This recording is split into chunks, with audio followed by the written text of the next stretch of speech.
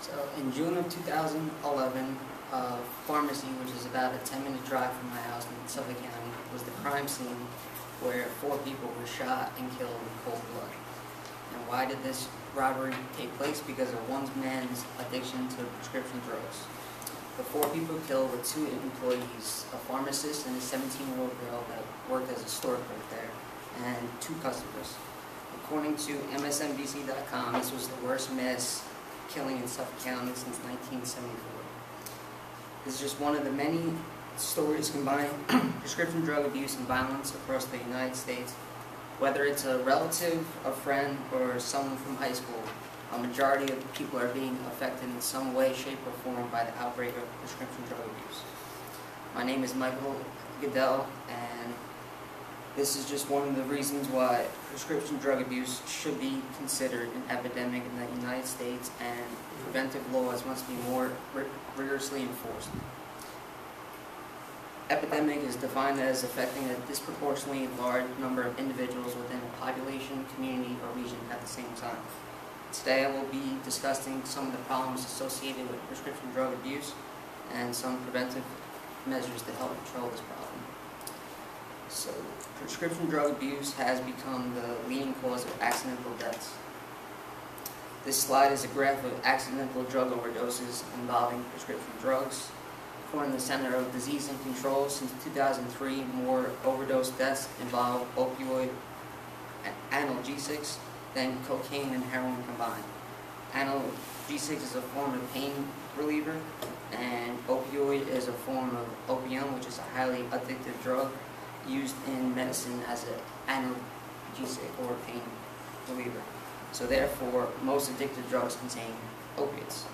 Some of the brand names of these drugs go by Vicodin, Oxycontin, and hydrocodone. Now, what is the science behind it that makes these prescription drugs so addictive? According to Krista Gilbert, who has a PhD in depth psychology and has been studying treatment for addiction for 25 years, stated that opiates create artificial endorphins in the brain, which produce warm, good feelings in the user. Endorphins are hormones that relieve pain and affect emotions. But over time, opiates trick the brain to stop the production of these endorphins naturally. At this point, addicts can only experience positive feelings by using the drug. And on this video I found on the website of a treatment center, there was a guy being interviewed. He was a recovering addict, and he explained how he basically couldn't function in his daily life. He lost his job, he lost his friends, and all he was worried about where he was going to get his drugs next.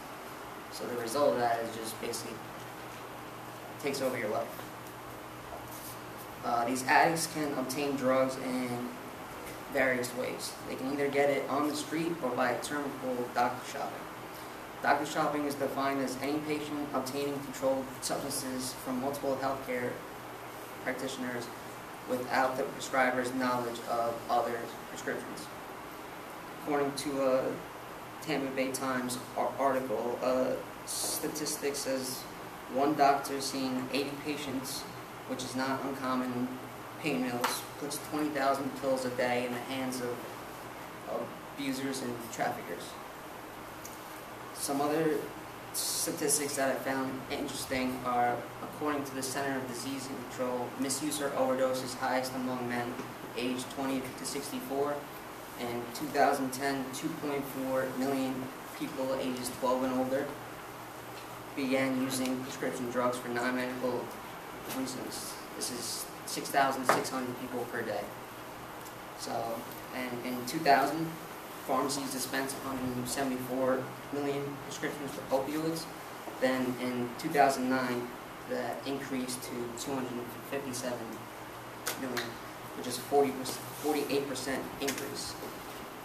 This chart shows an increase in prescription sales wherever it's red, and the whole tree is red, so you can see the problem. According to an article in the New York Times, which I found this was very interesting. There's also been a problem with women taking prescription drugs while being pregnant. In 2010, Dr.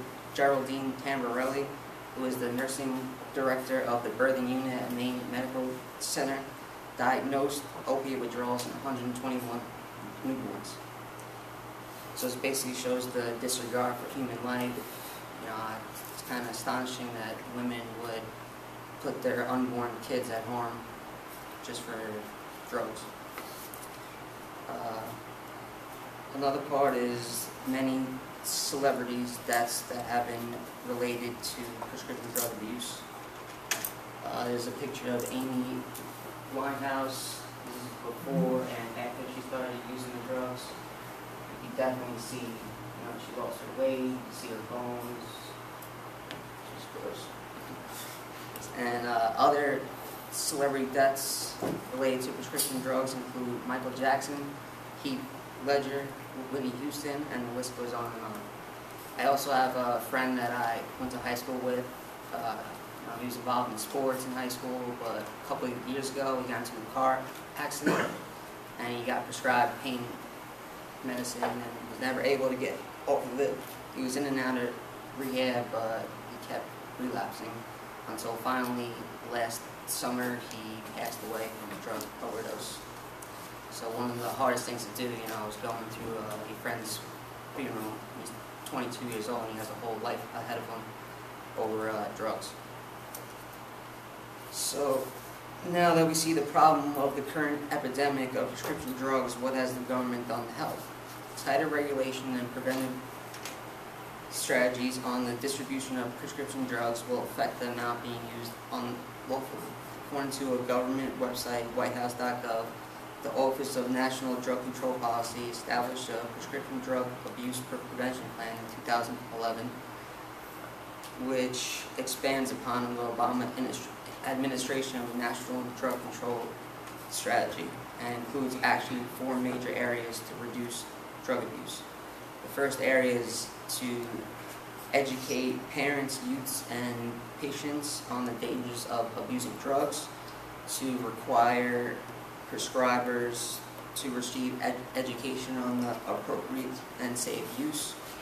The next area is to implement prescription drug monitoring programs in every state to reduce doctor shopping and diversion. This also enhances the programs to share data across the state. Sometimes people will obtain the prescriptions and then go to another state where they're not in the file. Another program is called iStop, which is the Internet System Tracking of Overprescribing. This is basically a database allowing doctors to see all prescriptions a patient has of painkillers. The third area is to have a convenient and environmentally responsible prescription drug disposal program. This will help decrease supply of unused prescription drugs at home. And the last area is to provide law enforcement with the tools necessary to eliminate improper prescribing practices and to stop pill mills. So in conclusion, we have seen the prescription drug epidemic that is having devastating effects across the United States. It's taken more lives than it should, and it needs to be controlled. The amount of articles I read about dirty doctors, pharmacy robberies, or murder cases involving prescription drugs is absolutely disgusting. Parents, law enforcement, the medical community, all levels of government have a role to play in reducing prescription drug abuse. Thank you.